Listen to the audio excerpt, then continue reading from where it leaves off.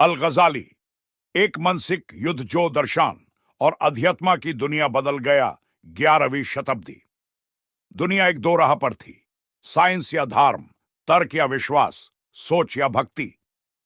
इस युग में जब मुस्लिम दुनिया एक साइंटिफिक गोल्डन एज में थी, एक ऐसा व्यक्ति उठा जो सिर्फ एक फिलोसोफर या एक सूफी नहीं, बल्कि दोनों के बीच एक सेतु बनने वाला था।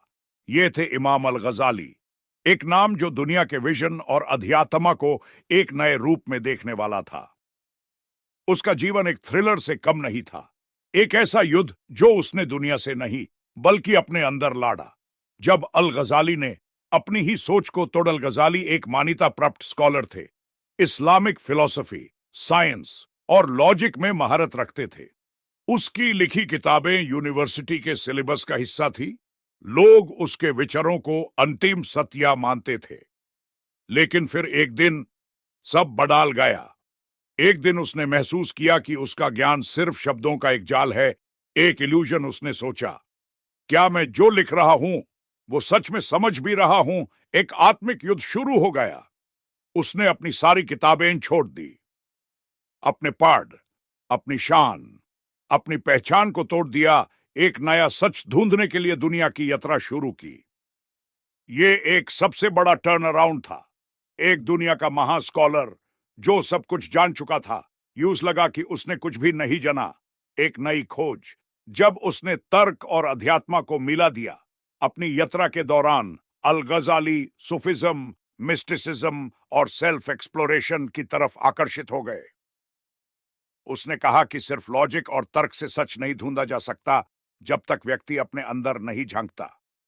उसने ग्रीक फिलोसोफर्स जैसे एरिस्टोटल और अविसेना के विचारों का विरोध किया और बताया कि उनका तर्क इनकम्प्लीट है। उसने कहा कि असली ज्ञान वही है जो व्यक्ति स्वयं अनुभव करे, न कि सिर्फ किताबों में पढ़े। उसने एक धमाकेदार किताब लिखी, तहाफुत अल फलासिफा, द इनकोहेरेंस ऑफ फिलोसोफर्स। यह एक ऐसी किताब थी जिसमें उसने फिलोसोफर्स की सोच पर सवाल उठाए और बताया कि सिर्फ रीजन से सच नहीं दिखाई देता, इंसान को अपने अंदर भी देखना होता है। यह एक ऐसी बात थी जो वेस्टर्न फिलोसफी में बाद में डेकार्ट, कंट और मॉडर्न एग्जिस्टेंशलिस्ट तक पहुंचा, लेकिन अल गजाली ने यह सब 5 साल पहले कह दिया था। दुनिया पर असर जो आज भी जिंदा है।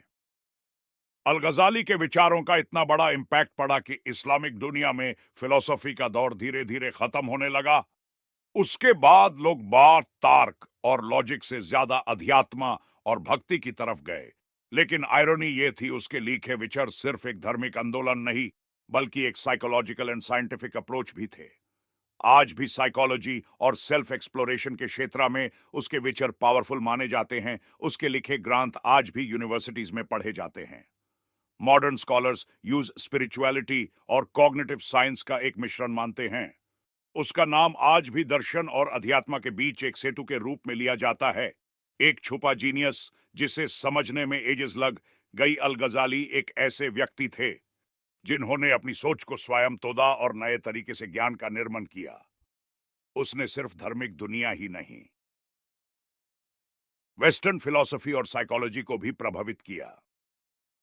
अल गजाली एक सोच जो सिर्फ किताबों तक सीमित नहीं थी, बल्कि एक अंदर का सफर था जो आज भी जिंदा है।